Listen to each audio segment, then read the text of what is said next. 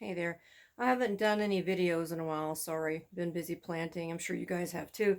But one of the things that's important right now is to feed.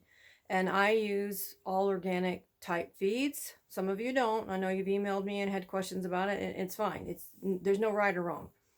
So, some people who are just starting are struggling with the difference between a bloomer and a feeder and calcium magnesium and blah blah. When do I do what? There's all sorts of tricks. There's all sorts of things you can do to your plants, but to be simple right now, two things. Okay, a general feed, something that you want to feed your plants with. You'll see the numbers 433 or close to that. So you want to stick with something that is numbered close to this. Now, the confusing part for some people is bloomer. Right now, you need to be using bloomer, right? You want your plants to bloom because the bloom is what produces the fruit. So bloomer has a number more in ratio of 244.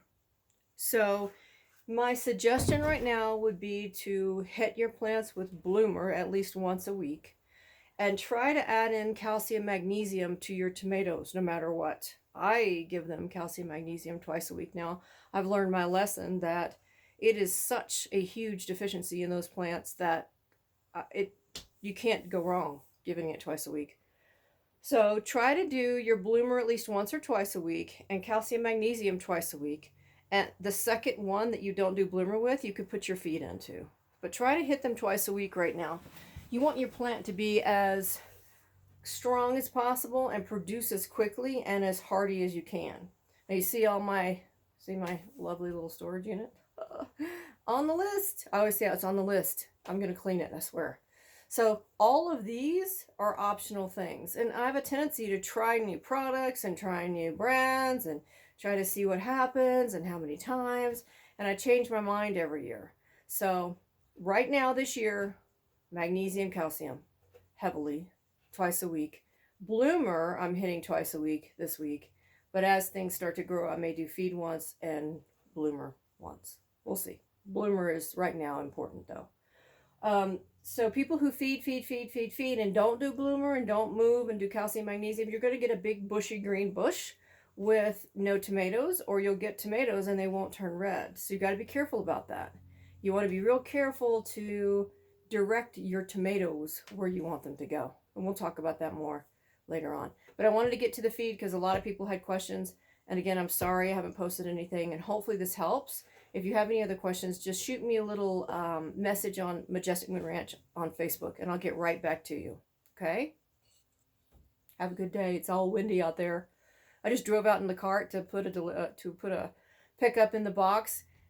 Everything from the back of my golf cart blew off. My hat blew off. My bag blew out all over the road. People were coming down the road. I'm like, great. I think my neighbors already think I'm a nutcase anyway, but it's crazy windy. And that's another problem with your plants right now. If you're up here, I know you're freaking out. That last storm ripped up probably 5 of my squash plants, ripped them right off the top of the ground. So they killed a lot of things.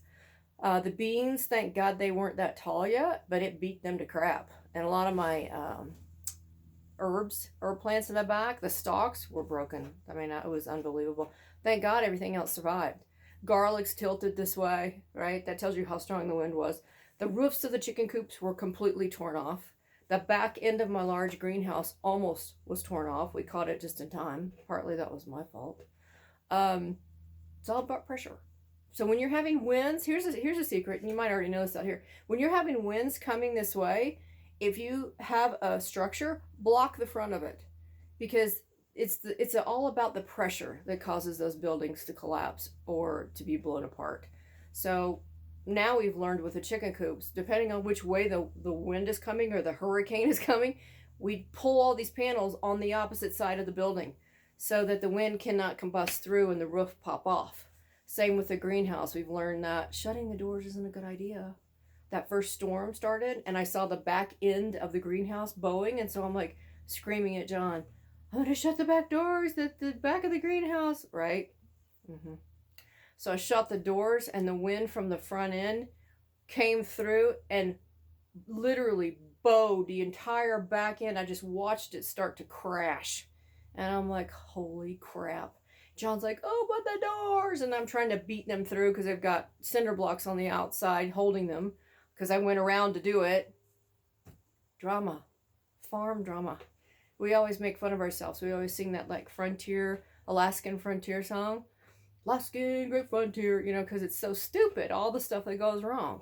But if you have a farm out here, you know. It's not, I'm preaching to the choir. Okay, anyway, so the subject was about this. So I'll post another video. I want to talk about herbs, so I'll try to do that in the next couple of days. Have a good day.